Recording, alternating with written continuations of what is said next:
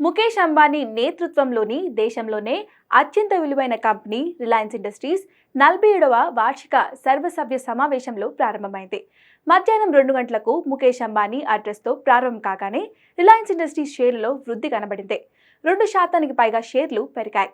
ఈ సమావేశంలో Reliance group, Reliance Jio, Reliance retail అనే 2 కంపెనీల ఐపీఓకి సంబంధించిన చిత్రాన్ని రిలయన్స్ చైర్మన్ చూపించారు. ఉపాధి అవకాశాలను పెంపొందించడంపై సంస్థ దృష్టి సారించిందని, గతేడాది కొత్తగా 1.7 లక్షల ఉద్యోగాలు కల్పించామని చైర్మన్ అంబానీ చెప్పారు. ఇదిలా ఉండగా రిలయన్స్ ఇండస్ట్రీస్ వార్షిక సర్వసభ్య సమావేశంలో ముఖేష్ అంబానీ భారీ ప్రకటన చేశారు. షేర్ హోల్డర్లకు ₹1 చొప్పున ఒక బోనస్ షేర్ను జారీ చేస్తున్నట్లు ఆయన ప్రకటించారు. అంటే రిలయన్స్ యొక్క ఒక్క షేర్ ₹1కే ఇవ్వబడుతుంది. ఏజీఎం రోజున గురువారం మధ్యాహ్నం 1:45 ఈ నిర్ణయం తీసుకున్నామని, ఇందుకోసం బోర్డు సభ్యులు సెప్టెంబర్ 5న సమావేశం కానున్నట్లు రిలయన్స్ చైర్మన్ ముఖేష్ అంబానీ తెలిపారు.